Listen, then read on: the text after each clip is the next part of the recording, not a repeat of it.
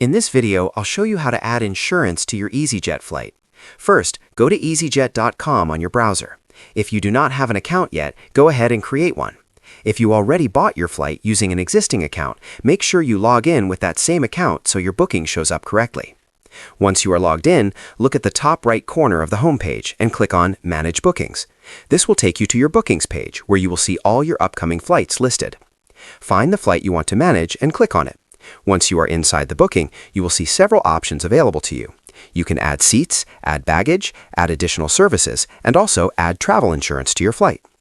Click on the insurance option and choose the type of insurance you want. Review the price and go ahead and complete the payment to add it to your booking. If you want to look at the full details of what the insurance covers and all the fees involved before purchasing, go to the Help Center. You will find it in the top right corner of the website. From there, you can search for any questions you have about travel insurance and review everything in detail before making your decision. That is it. Adding insurance to your EasyJet flight only takes a couple of minutes, and you can do it all online. That is how you do it.